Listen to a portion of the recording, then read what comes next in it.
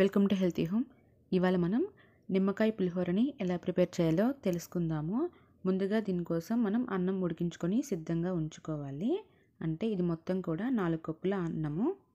పులిహోరని prepare చేసేటప్పుడు అన్నంని వంచుకుంటే మనకి అన్నం అనేది పొడి పొడిగా వస్తుంది. ఒకవేళ మీరు కానీ కుక్కర్లో కానీ ప్రిపేర్ చేస్తున్నట్లయితే 1 స్పూను ఆయిల్ వేసుకొని కుక్ చేసుకుంటే మనకి అన్నం ఇలాగా పొడి పొడిగా వస్తుంది. ఇప్పుడు దీన్ని పక్కన పెట్టుకుందాము. తర్వాత ఒక 2 లెమన్స్ తీసుకొని వీటిల్ని కట్ చేసుకొని జ్యూస్ తీసుకుందాము.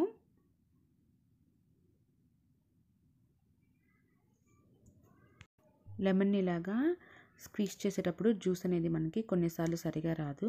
అలాంటప్పుడు ఒక ఫోర్క్ తీసుకొని ఇలా మిడిల్లోకి పెట్టి ఇలాగా ప్రెస్ చేస్తున్నట్లుగా మనం నార్మల్గా ఆరెంజెస్ని జ్యూస్ ఎలా అయితే పిండుతామో అలాగా రౌండ్గా ప్రెస్ చేస్తున్నట్లుగా చేస్తే మనకి జ్యూస్ అనేది చాలా ఈజీగా వస్తుంది. చూడండి ఇలాగ ప్రెస్ చేస్తూ రౌండ్గా నిమ్మకాయని తిప్పుకోవాలి.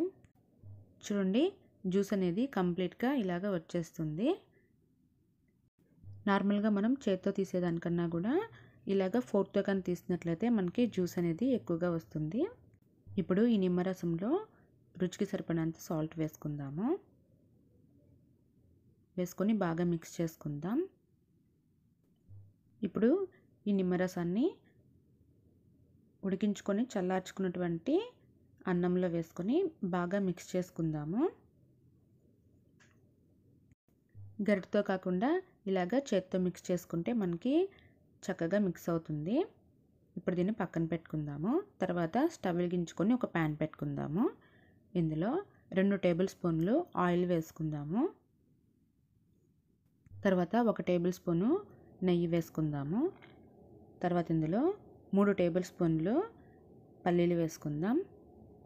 పల్లీలు కొద్దిగా వేగిన తర్వాత 2 ఎండుమిరపకాయలు, 1 స్పూన్ ఆవాలు, 1 స్పూన్ మినపప్పు, 1 స్పూను శనగపప్పు, 1 స్పూను జీలకర్ర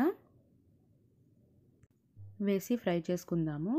ఇవి మనకి కొద్దిగా కలర్ చేంజ్ అయిన వెంటనే 5 నుంచి 6 పచ్చిమిర్చి వేసుకుందాము. ఇప్పుడు కొద్దిగా ఇంగువని వేసుకుందాము. తర్వాత 1/4 కప్పు జీడిపప్పు, తర్వాత 1 రెమ్మ కరివేపాకు, తర్వాత 1/2 స్పూను పసుపు వేసుకొని బాగా మిక్స్ చేసుకుందాము. పసుపు వేసిన తర్వాత 5 to 10 సెకండ్స్ ఫ్రై చేసుకుంటే సరిపోతుంది. తర్వాత స్టవ్ ఆఫ్ చేసేసి మనం ముందుగా నిమ్మరసం కలిపినటువంటి అన్నంలో వేసుకుందాము.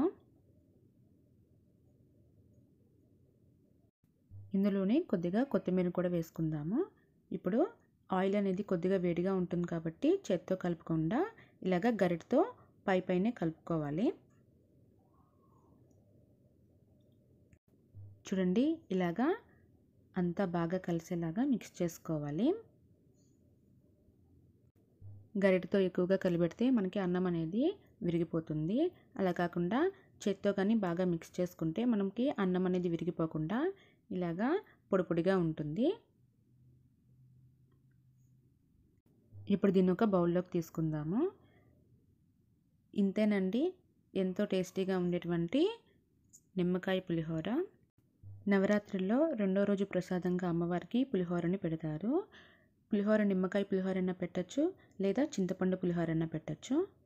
మీకు చింతపండు పులిహోర కావాలంటే డిస్క్రిప్షన్లో లింక్ పెట్టాను, చెక్ చేయండి.